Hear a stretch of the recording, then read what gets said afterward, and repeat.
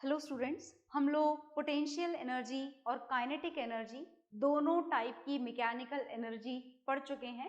पर आप बेसिक बात को मत भूलिएगा। This is the mechanical energy of a body is always equals to the sum of its kinetic energy and potential energy. Is it okay?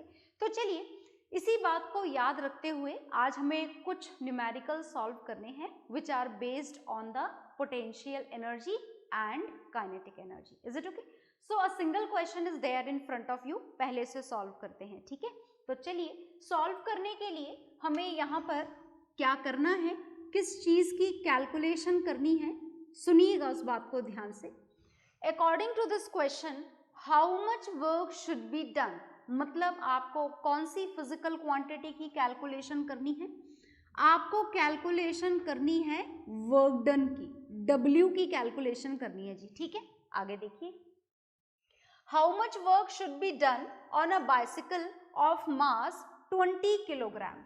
मतलब जो second physical quantity हमको given है, this is mass of bicycle. Is it okay? ये यहाँ पर given है। तो चलिए हम लिख लेते हैं, mass of bicycle denoted by small m, value is 20 kg. To increase its speed from 2 meter per second to 5 meter per second. Is it okay? आ गई बात समझ में? मतलब आपको यहाँ पर क्या करना है, वेलोसिटी में इंक्रीमेंट करना है। इनिशियल वेलोसिटी बाइसिकल की कितनी दे रखी है? 2 मीटर पर सेकेंड। फाइनल कितनी है? 5 मीटर पर सेकेंड। तो चलिए देखते हैं कि कैसे कैलकुलेशन होगी वर्क डन की। तो हमें यहाँ पर गिवन है initial velocity. Initial velocity of bicycle is given है and the initial velocity of bicycle which is here in front of you is 2 meter per second. Similarly, final velocity is also given here. Final velocity of bicycle क्या है? Final velocity bicycle की, देखिएगा ध्यान से। Final velocity of bicycle is denoted by v and v is 5 metre per second. Is it okay? तो अब हमें किसकी कैलकुलेशन करनी है? हमें कैलकुलेशन करनी है वर्क डन की। देखिएगा ध्यान से। नाउ द वर्क डन, हमने लास्ट क्लास में वर्क डन का एक फॉर्मूला पढ़ा था, समझ गए ना आप कौन सा फॉर्मूला यूज करना है? अब देखो बात ऐसी है कि हमने वर्क डन के बड़े सारे फॉर्मूले पढ़े हैं। हमने एक फॉर्मूला पढ़ा एफ एस कॉस थीटा, काम में आएगा क्या यहाँ पे? नो। Is it okay? हमने वर्क डन का फॉर्मूला पढ़ा which is equal to the potential energy वाला फॉर्मूला, ये काम में आएगा क्या? हाइट गिवन है क्या आपको यहाँ पर? नो। Is it okay? फिर आपने यहाँ पर काइनेटिक एनर्जी वाला फॉर्मूला पढ़ा वर्क डन का, this is half mv square, पर उसके लिए कंडीशन है कि इनिशियल वेलोसिटी बॉडी की क्या होनी चाहिए? 0। है क्या यहाँ पर 0? No.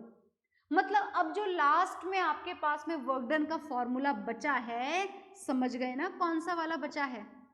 This is equal to the difference of kinetic energy.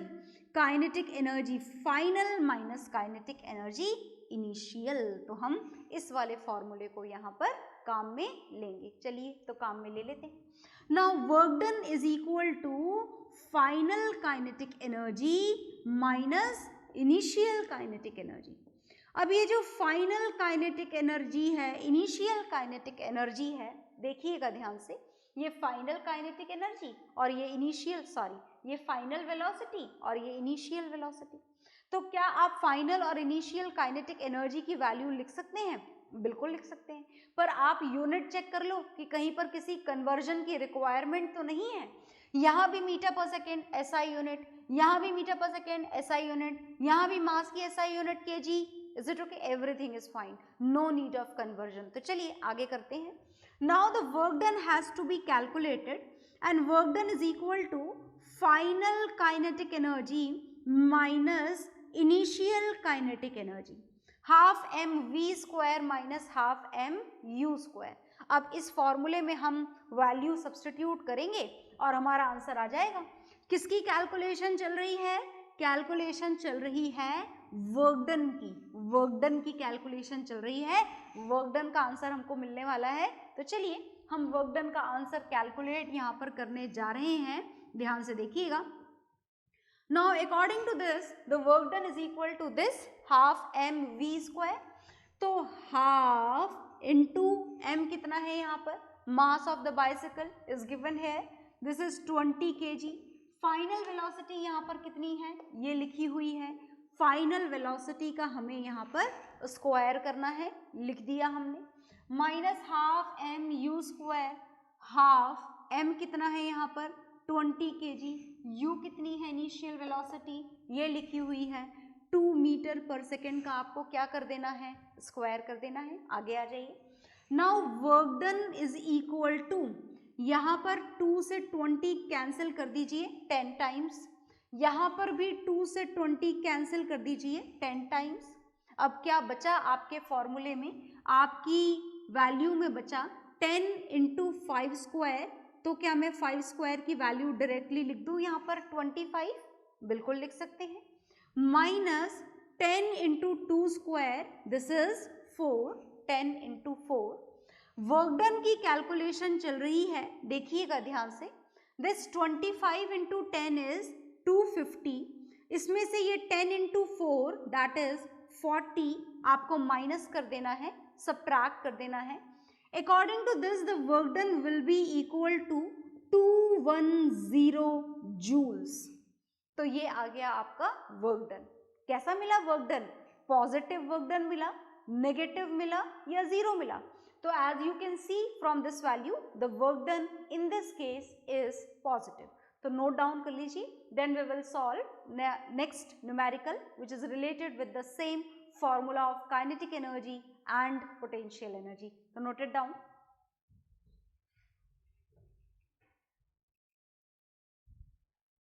तो आपने ये नोट डाउन कर लिया होगा। इसको नोट डाउन करने के बाद में नेक्स्ट क्वेश्चन हम लोग जा रहे हैं सॉल्व करने के लिए। देखिएगा नेक्स्ट क्वेश्चन को।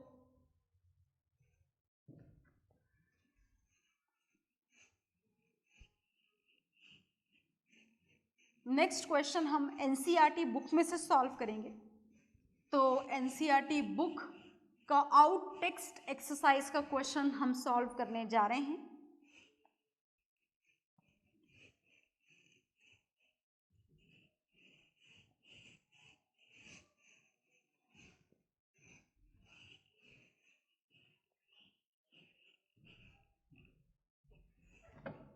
हाँ जी, तो हम एनसीईआरटी बुक की आउट टेक्स्ट एक्सरसाइज का क्वेश्चन नंबर 10 सॉल्व करने जा रहे हैं, है ना। देखिएगा ध्यान से, question number 10 of NCERT book. Okay, question ध्यान से देखिएगा, बढ़िया क्वेश्चन है। अकॉर्डिंग टू, थोड़ा हम ऊपर लिख देते हैं इसको as we need more space to solve this question. This is question number 10। An object of mass 40 kilogram and, मैंने लिख दिया है, आप चाहे तो एनसीईआरटी बुक खोल लें और मुझसे पहले क्वेश्चन सॉल्व कर लें, आपको ज़्यादा मजा आएगा। N object of mass 40 kilograms, an object of mass 40 kilograms is raised to a height of 5 meter, is raised to a height of 5 meter above the ground, above the ground. What is its potential energy? फटाफट कर सकते हैं आप ये वाला काम।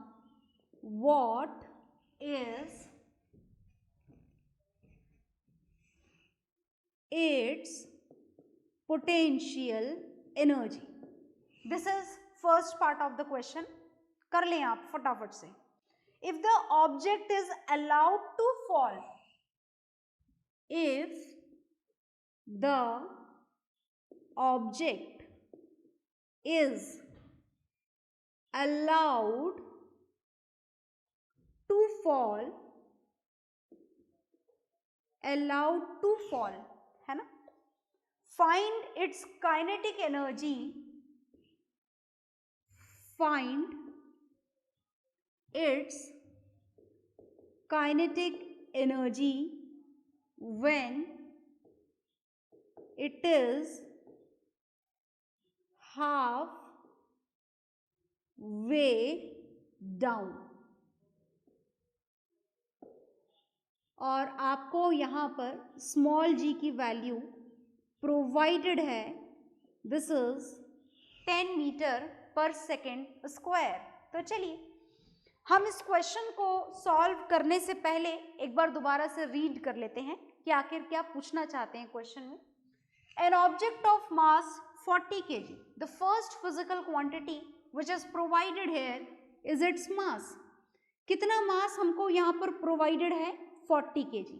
हम एक रफ डायग्राम बनाने जा रहे हैं इस क्वेश्चन को सॉल्व करने के लिए। Is raised to a height of 5 metre. इस 40 kg के मास को आप जमीन से कितना ऊपर लेकर के गए? आप इसको जमीन से 5 मीटर्स ऊपर ले गए। और मैं आपको पहले ही बता चुकी हूँ कि किसी भी ऑब्जेक्ट को आप जब नीचे से उठाकर ऊपर रखते हैं तो you are simply providing potential energy to that object. आप उस ऑब्जेक्ट को कौन सी एनर्जी प्रोवाइड कर रहे होते हैं? Potential energy. तो मतलब जब बॉडी को ऊपर रखा गया तो आपने इसके अंदर कौन सी एनर्जी स्टोर कर दी? Potential energy. तो क्या आप कैलकुलेट कर सकते हैं? इन्होंने बोला भी हमसे what is it's potential energy. तो हम सबसे पहले इसी काम को कर लेते हैं। तो हम सॉल्व करने जा रहे हैं और सॉल्व करते वक्त हम कौन सी एनर्जी कैलकुलेट करने जा रहे हैं? Potential energy. तो देखिएगा, potential energy of object, and according to the formula which we have learned, the potential energy of the object is m into g into h। क्या आपको तीनों की वैल्यूज पता है? बिल्कुल पता है। Mass of the body is given है, दिस इज 40 kg। g की वैल्यू इन्होंने हमें प्रोवाइड कर रखी है, this is 10 metre per second square, and h is already mentioned there, look there, this is 5 metre. तो कर लें आप इसे मल्टीप्लाई, 4 इंटू 5 20 हो जाएगा, और एक जीरो ये और एक जीरो ये, मतलब आपने इसकी पोटेंशियल एनर्जी कैलकुलेट कर ली। कितनी आ गई? 2000 जूल्स। तो हमारा एक न्यूमेरिकल का पार्ट कंप्लीट हो गया। मतलब when this object is at this height, its potential energy is calculated, and this potential energy at this height is equal to 2000 joules. This is done, this we have done. अब आगे इन्होंने क्या पूछा है, चलिए वो भी जान लेते हैं। देखिएगा ध्यान से, what if the object is allowed to fall। जैसे आपने ऑब्जेक्ट को यहाँ रेस्ट पोजीशन में पकड़ के रखा हुआ है, और अगर ऑब्जेक्ट को आप ऐसे छोड़ दो, it will start moving in the vertically downward direction due to the force of gravitation। फिलहाल ये ऑब्जेक्ट यहाँ पर कौन सी पोजीशन में था? डेफिनेटली रेस्ट पोजीशन में था। आ गई ना बात समझ में? अब आपने इसे फ्री फॉल के लिए छोड़ दिया तो ये नीचे आना शुरू हो चुका है। अब नीचे आते आते इन्होंने क्या पूछा है हमसे, वो हम पहले पढ़ लेते हैं, then we will start to solve this question. Okay, तो if the object is allowed to fall, find its kinetic energy when it is halfway down। तो भाई जब ये ऑब्जेक्ट नीचे आ रहा है तो आते आते जब ये आधा रास्ता ट्रैवल कर लेगा, आधा रास्ता हमने मिड में बना दिया। आधा रास्ता का मतलब कि ये कितना डिस्टेंस ट्रैवल करके आ चुका है ऊपर से? 2.5 मीटर। या फिर आप यूं बोलें कि ये जमीन से अभी कितना ऊपर है, तो भी सेम, क्योंकि आधा रास्ता ट्रैवल करा है ना। तो कितना ऊपर है अभी जमीन से? 2.5 मीटर। तो दोनों ही बराबर डिस्टेंस है, जो ट्रैवल किया है वो भी, और जो नीचे से जिस डिस्टेंस पर वो प्रेजेंट है वो भी, that is also equal to 2.5 metres. Is it okay? तो इस हाइट पर जब ये प्रेजेंट है तो आपको इस ऑब्जेक्ट की इस हाफ वे डाउन वाली कंडीशन में क्या कैलकुलेट करनी है? काइनेटिक एनर्जी कैलकुलेट करनी है। क्या कैलकुलेट करनी है? Kinetic energy. तो करें काइनेटिक एनर्जी की कैलकुलेशन शुरू। चलिए कैलकुलेशन शुरू करते हैं। तो अब हम इस न्यूमेरिकल का एक पार्ट तो सॉल्व कर चुके हैं, इसको हम बॉक्स में बंद कर देते हैं। एंड नाउ हम क्या कैलकुलेट करने जा रहे हैं? Kinetic energy. कब कैलकुलेट करने जा रहे हैं? When it is half way down. When it is half way down, kinetic energy आप कैलकुलेट करना चाह रहे हैं। और देखिए काइनेटिक एनर्जी का फॉर्मूला क्या होता है? काइनेटिक एनर्जी का फॉर्मूला होता है half m v square. Half आपको पता है, हाफ हाफ होता है, एम आपको पता है, और बॉडी का मास 40 kg। पर क्या आपको बॉडी की इस हाफ वे कंडीशन में फाइनल वेलोसिटी पता है? इनिशियल तो पता है 0, पर क्या इस पोजीशन पर आपको वेलोसिटी पता है? नहीं। और जब तक वेलोसिटी नहीं पता, we are not at all able to calculate its kinetic energy. हम काइनेटिक एनर्जी की कैलकुलेशन कर ही नहीं सकते। तो चलिए पहले वेलोसिटी पता लगा लेते हैं। देखिएगा, वेलोसिटी पता लगाने के लिए हम यूज करेंगे थर्ड इक्वेशन ऑफ मोशन। कौन सी इक्वेशन ऑफ मोशन यूज करेंगे? Third equation of motion. याद तो है ना आपको third equation of motion? Third equation of motion is v square minus u square is equal to 2as। याद है ना? बिल्कुल याद होनी चाहिए। आगे देखिएगा, इस a की जगह आप क्या लिख सकते हैं? हम इसे मॉडिफाई करने जा रहे हैं।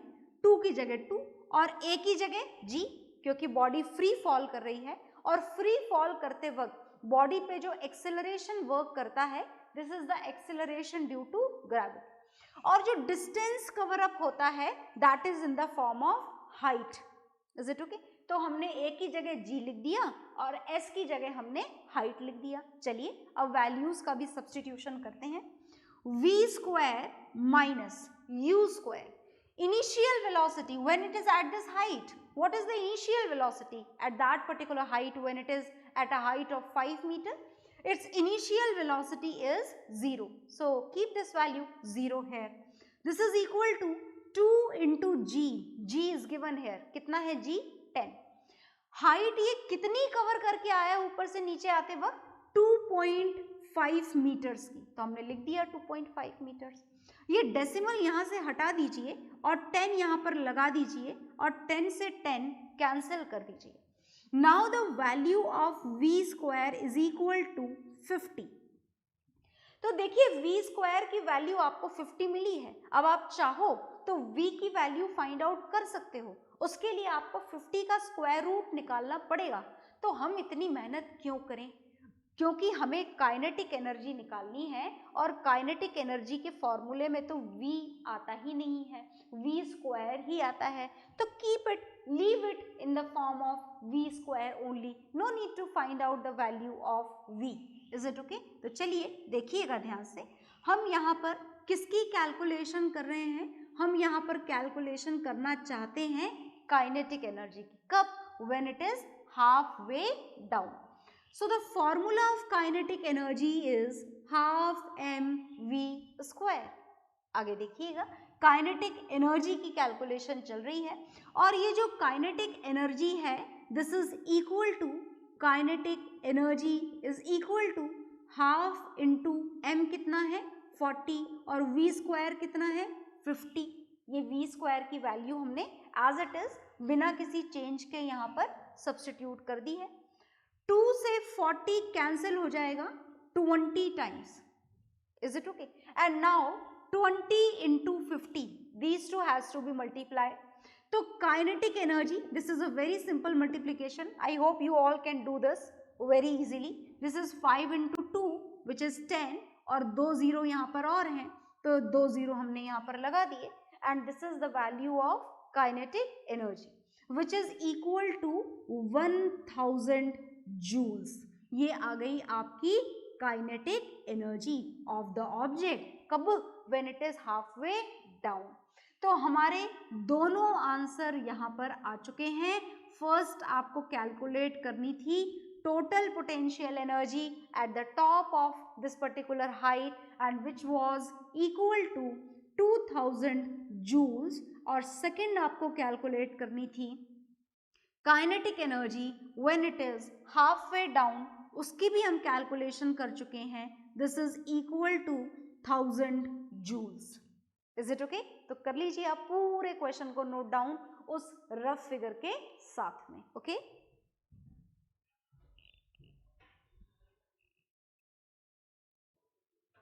हाँ जी, तो आपने ये नोट डाउन कर लिया होगा और नोट डाउन करने के बाद में अब कुछ न्यूमेरिकल्स आपको होमवर्क में मिलेंगे जिन्हें आपको सॉल्व करना होगा। फिलहाल हम कुछ और जानने जा रहे हैं, सुनिएगा ध्यान से।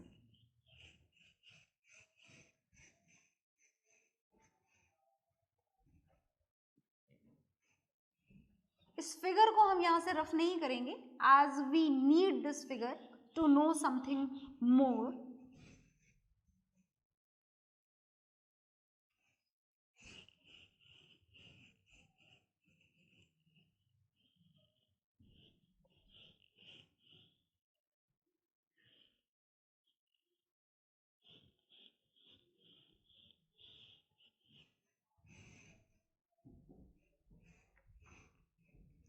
हाँ जी, देखिएगा जो नेक्स्ट टॉपिक आपको पढ़ना है, this is conservation of energy. This is also related with the same topic of energy, but something is different. This is known as conservation of energy. क्या पढ़ना है हमको? हमको पढ़ना है conservation of energy. देखिए कंजर्वेशन किसी भी चीज का हो, कंजर्वेशन आप अलग अलग समय पर अलग अलग चीजों के पढ़ते आए हैं। जैसे केमिस्ट्री में आपने पढ़ा था कंजर्वेशन ऑफ मास, फिजिक्स में आपने force and laws of motion में पढ़ा था कंजर्वेशन ऑफ मोमेंटम। तो कंडीशन अलग अलग एप्लीकेबल होती हैं, but the definition of conservation remain same, that particular physical quantity can neither be created nor be destroyed.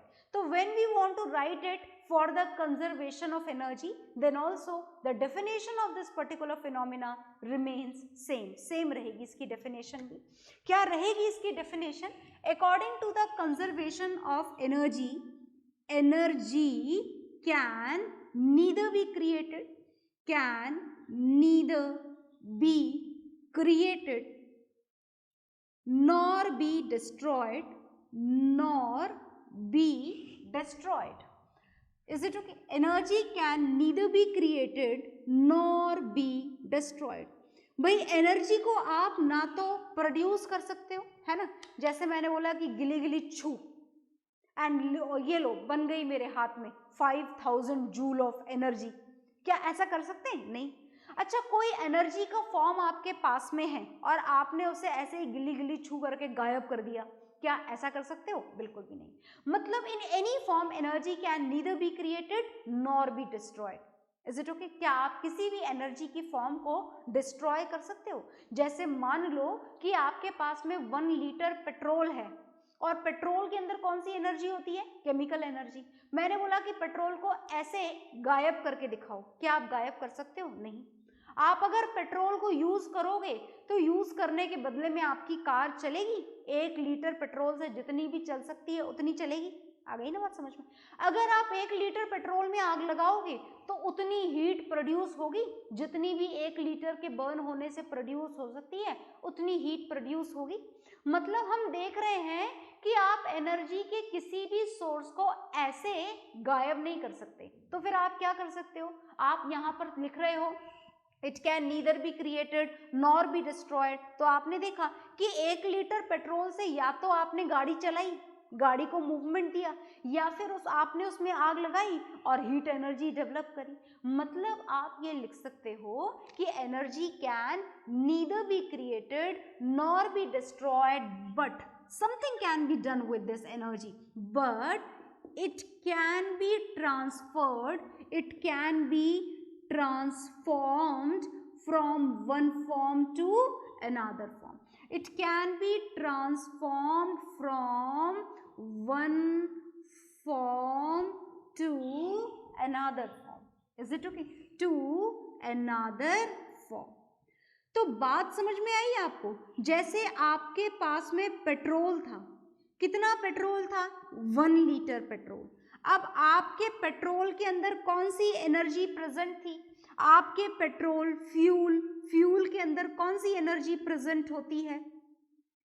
Fuel के अंदर प्रेजेंट होती है केमिकल एनर्जी। और जब आपने इससे कार चलाई या बाइक चलाई या व्हाटएवर जो भी चलाया, जिसको भी आपने मूवमेंट प्रोवाइड करा, इस मूवमेंट के थ्रू आपने इस पेट्रोल की केमिकल एनर्जी को कौन सी एनर्जी में कन्वर्ट कर दिया? काइनेटिक एनर्जी में कन्वर्ट कर दिया। Is it okay? मतलब आपने क्या करा, आपने पेट्रोल से कार चलाकर पेट्रोल की केमिकल एनर्जी को काइनेटिक एनर्जी में कन्वर्ट कर दिया। पर आप ये नहीं कह सकते कि आपने एनर्जी डिस्ट्रॉय कर दी, पेट्रोल गायब कर दिया या खत्म कर दिया, ऐसा नहीं कर सकते। सिमिलरली अगर आपने पेट्रोल को जलाया होता, इफ यू बर्नट इट, आपने इसे बर्न किया होता, आग लगाई होती इसमें, then what would happen? In that particular condition this chemical energy will change into heat energy. उस कंडीशन में केमिकल एनर्जी किस में बदल जाती? उस पर्टिकुलर कंडीशन में केमिकल एनर्जी हीट एनर्जी में बदल जाती। पर पेट्रोल की केमिकल एनर्जी किसी भी कंडीशन में बिना कुछ किए डिस्ट्रॉय नहीं होती, इट ऑलवेज रिमेन्स कंजर्व्ड। ये हमेशा क्या रहती है? कंजर्व्ड रहती है। तो वही आपने यहाँ पर लिखा हुआ है कंजर्वेशन ऑफ एनर्जी में। According to this conservation of energy, energy can neither be created nor be destroyed, but it can be only transformed from one form to another form. आप एनर्जी को एक फॉर्म से दूसरे form में बदल सकते हो, जैसे आपने यहाँ पर किया। पहले आप इसे नोट डाउन कर लीजिए, then we will learn that example also, क्योंकि हमने उसे इरेज नहीं करा था। तो आपने ये नोट डाउन कर लिया होगा। अब वहां पर मैं आपको क्या समझाना चाहती हूँ, देखिएगा ध्यान से। इसको हम डायग्राम को रफ कर ही देते हैं, विल ड्रॉ इट अगेन, दोबारा ड्रॉ कर लेते हैं। देखिए ध्यान से सुनिएगा यहाँ पर कि आपने ये ऑब्जेक्ट यहाँ पर लिया है, when it is at some height, किसी हाइट पर है, इसकी इनिशियल वेलोसिटी फिलहाल 0 है। वेलोसिटी अगर 0 हो और मैं आपसे पूछूं कि what will be the value of its kinetic energy, तो आप बिना सोचे समझे बोल सकते हैं फटाक say that it is 0. If object is in rest position, then its kinetic energy is always equal to 0. And what would be its potential energy? वो आप कैलकुलेट कर सकते हैं ना कैलकुलेट। इसकी जमीन से हाइट पता होनी चाहिए, इसका मास पता होना चाहिए, हो जाएगी calculate. Potential energy equal to क्या होता है फॉर्मूला पोटेंशियल एनर्जी का? mgh। और जैसे ही आपने इस बॉडी को नीचे गिरने के लिए छोड़ दिया है ना, इसकी हाइट क्या होती जाएगी? पहले इतना ऊंचा था, अब कम हो गई, और नीचे जा रहा है और कम हो गई। तो जैसे जैसे बॉडी नीचे आती जाएगी, इसकी पोटेंशियल एनर्जी क्या होती जाएगी? रिड्यूस, कम होती जाएगी। पोटेंशियल एनर्जी कम होती जाएगी। जैसे जैसे ऑब्जेक्ट नीचे आ रहा है, इसकी पोटेंशियल एनर्जी क्या हो रही है? डिक्रीज हो रही है। डिक्रीज होते होते होते होते होते होते जैसे ही ऑब्जेक्ट जमीन पर पहुंचेगा, पोटेंशियल एनर्जी वहां से कितनी हो जाएगी? 0। तो आप क्या बोलेंगे? Energy is destroyed. पर आपने तो ऊपर लिखा हुआ है energy can neither be created nor be destroyed. Then what happened to the potential energy of this object? जब ये बॉडी ऊपर से नीचे आ रही है, या कोई सी भी बॉडी, कोई सा भी object, whenever it is moving in the vertically downward direction, then its potential energy decreases but its speed increases. जैसे जैसे नीचे आता जाता है, बॉडी की स्पीड क्या होती चली जाती है? बढ़ती चली जाती है। और बॉडी की स्पीड बढ़ने से कौन सी एनर्जी इंक्रीज होती है? Kinetic energy. तो whenever a body moves in the vertically downward direction, its potential energy is not at all going to be destroyed. It continuously changes into kinetic energy. तो याद रखिएगा आप लोग कि whenever a body is moving in the vertically downward direction, or whatever the type of downward direction is, its potential energy start changing into kinetic energy. Similarly, if any object moves in the upward direction, then the reverse of this happens. That means kinetic energy will change into potential energy. तो आप इसको note down कर लीजिए, okay? तो आपने इसे note down कर लिया होगा और इसके बाद हम लोग पढ़ेंगे नेक्स्ट क्लास में। Okay, bye everyone.